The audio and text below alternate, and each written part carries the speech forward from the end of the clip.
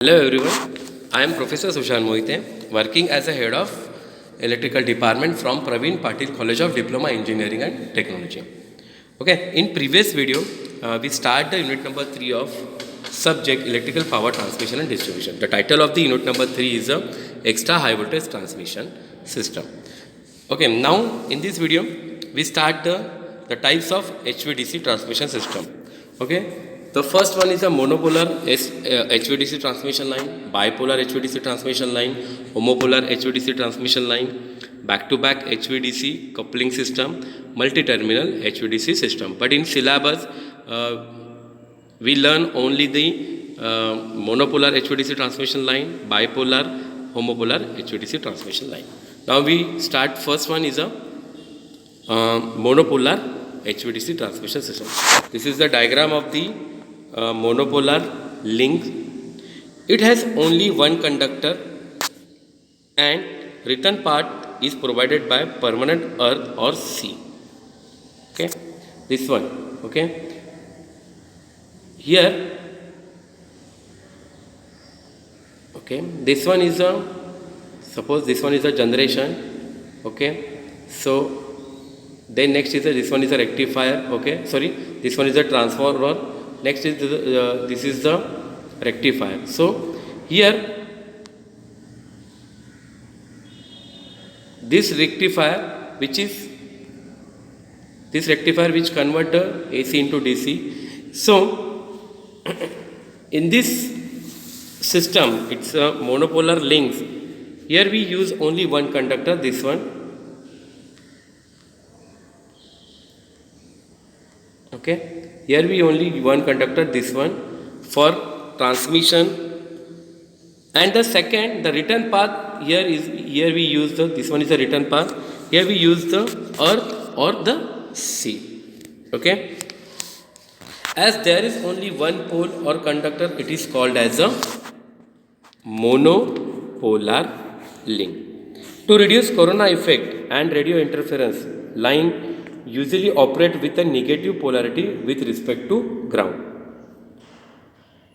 Monopolar HVDC line has only the rating equal to half of corresponding bipolar line rating.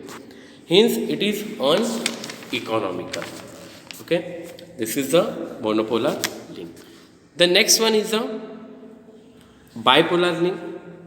It consists of two conductors, that is one positive conductor and the second one is a negative conductor. Okay, this one. The one is a positive conductor and the second one is a negative conductor.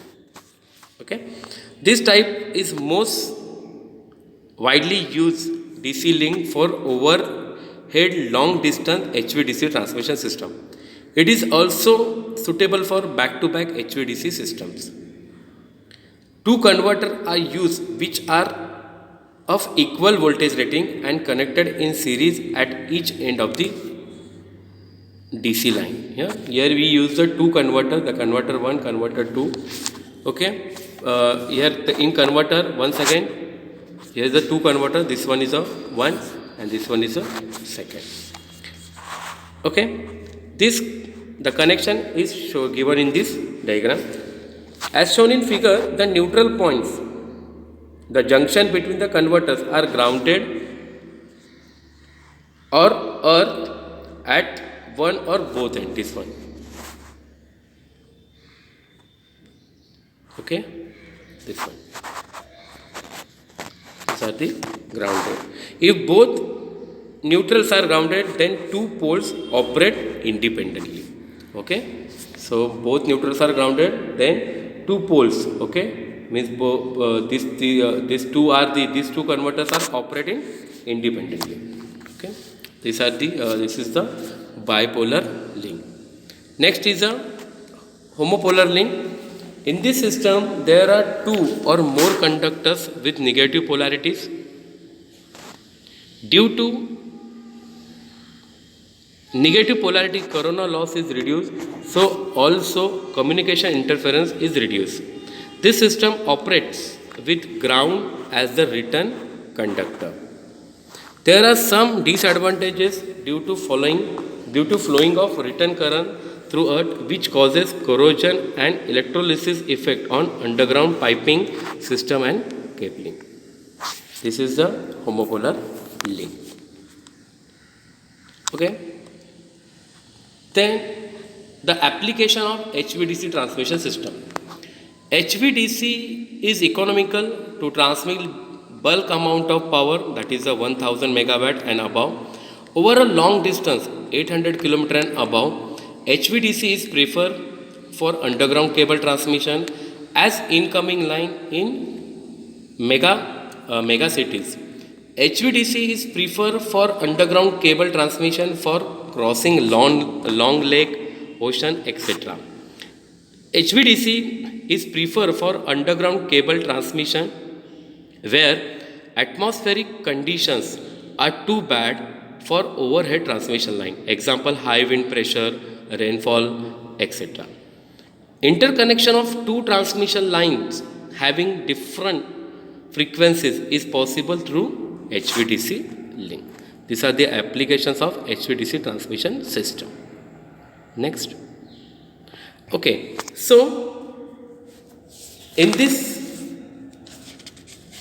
unit number 3, that is the extra high voltage transmission system, we learned the definition of the EHV, necessity of the EHV AC transmission system, then what are the advantages of EHV AC transmission system, disadvantages of the EHV AC transmission system, then in substation, what type of components or equipment require, where these equipments are located, what are the functions of the equipment, then what are the limitations of the EHV AC transmission, how it can be reduced. So here we use the HVDC transmission. Okay, then we discuss regarding the block diagram of the HVDC transmission system.